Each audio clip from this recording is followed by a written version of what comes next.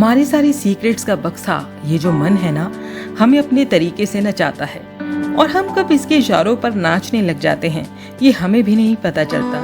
तभी तो कहते हैं बाहर के संघर्ष से निपटना तो फिर भी आसान है, लेकिन भीतर का संघर्ष ज्यादा खतरनाक होता है। भीतर का यानी मन का।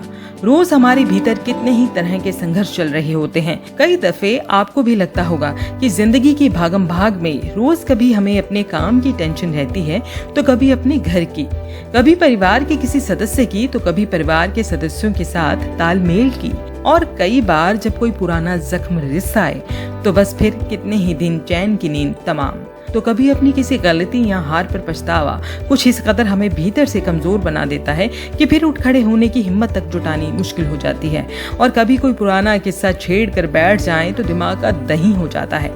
तो कभी कोई गम इस कदर चिपक जाता है कि शुगर, बीपी या किसी और बीमारी की सौगात दे जाता है। कुल मिलाकर मान लीजिए मन के भीतर चल रही उलझनों को तोड़ना किसी मकड़जाल से बाहर निकलने से कम नहीं। तो ऐसे में यदि हम कुछ बातों का ध्यान रख लें तो मेरा मानना है कि हमारा मन हमारा कहना मानना शुरू कर देगा। इसके लिए जरूरत है तो बस आपके थोड़े से सहयोग की, यानी कि सबसे पहले हमें अपने मन को कमजोर बनाने वाली बातों पर से अपना ध्यान हटाना होगा, क्योंकि हमारा मन समस्त शक्तियों का स्रोत है। मन की दो शक्तियां होती हैं, एक कल्पना शक्ति और दूसरी इच्छा शक्ति। और जिसके मन की कल्पना शक्ति बढ़ जाए तो फिर क्या कहने, तब कोई भी व्यक्ति अपनी कल्पना से नई नई खोजें कर सकता है। जिसमें जिस तरह के विचार या टैलेंट होगा वह उसकी चरम सीमा तक भी पहुंच सकता है। ऐसे व्यक्ति अच्छे साहित्यकार, कवि, चित्रकार, वैज्ञानिक आदि बन सकते हैं। सही मायने में हमारे मन की एकाग्रता हमें औरों से अलग बनाती है। इसी तरह मन के दूसरे प्रकार की शक्ति यानी इच्छा शक्ति से अपना ध्यान यदि अपने लक्ष्य की ओर लगाएं तो निश्चित ही हम अपने लक्ष्य को पा सकते हैं। लेकिन ये भी हमारी तीव्र या प्रबल इच्छा शक्ति पर निर्भर करता है कि हमें अपना लक्ष्य कितनी जल्दी पाना है। इसके लिए आइए अपने आप से हम कुछ बदलाव करते हैं। वो क्या बदलाव है जो हमारे मन को शांत और खुश रख सकते हैं, आइए जानते हैं। नंबर 1, हमारी मानसिक शांति किन चीजों से भंग हो रही है, हमें उन कारणों को जानना होगा। क्या आप जानते हैं हमारे भीतर भावनात्मक और मानसिक रूप से मजबूती देने वाली कुछ चीजें होती हैं। यदि हम उन्हें नुकसान पहुंचा रहे हैं तो वास्तव में हम अपने मन को क्षति पहुंचा रहे हैं, अपने आदर्शों का कत्ल कर रहे हैं। जैसे अगर हम हर वक्त दूसरों के लिए बुरा बोलते हैं, बुरा करते हैं, बुरे विचार मन में लाते हैं, हमेशा झूठ बोलते हैं, चोरी करते हैं, नशा करते हैं, मेहनत नहीं करते, हमारे जीवन का यदि कोई लक्ष्य ही नहीं है, हम हमेशा दुखी रहते हैं, तो आप सबसे पहले काम कीजिए, इन बुरी आदतों को अपने जीवन से बाहर निकालना शुरू कर दीजिए। जब भी ऐसे विचार आपके मन में आए तब तुरंत अपना ध्यान उन विचारों से हटाकर अच्छा संगीत सुनना शुरू कर दें, टीवी देखें या किसी से बात करें, सैर पर जाएं, क्योंकि ये सब बुरी आदतें आपके व्यवहार और भावनाओं को नियंत्रण करती हैं। और एक स्वस्थ और अच्छे मन के लिए इन बुरी चीजों के लिए कोई जगह नहीं है। नंबर 2, क्या आप अपने लिए रोजाना कुछ वक्त निकालते हैं? अगर नहीं तो अपने ऊपर ध्यान देना शुरू कीजिए।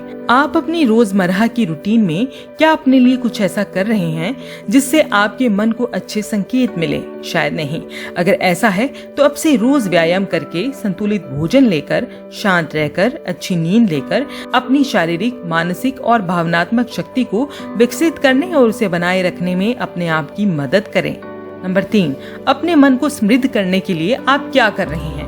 हमेशा कुछ नया सीखते रहने की आदत डालें ताकि आपके दिमाग को सीखने और समझने की नई चुनौतियां मिलती रहें।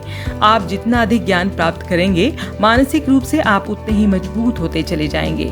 इसके लिए अच्छी किताबें पढ़ें, अच्छी फिल्में देखें, अच्छा संगीत और भजन सुनें, किसी न किसी कला से जुड़े रहें, अपने अंदर के कलाकार को हमेशा जिंदा रखें। नंबर 4, आध्यात्म और प्रकृति के साथ जुड़ें।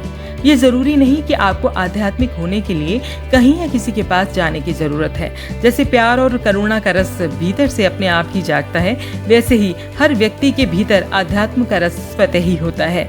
बस फर्क सिर्फ इतना है, हमें उसे पहचानना है। इसके लिए प्रार्थना, ध्यान, योग और प्रकृति के साथ जुड़ना कुछ ऐसी दवाएं हैं जो कहीं और नहीं पाई जा सकती।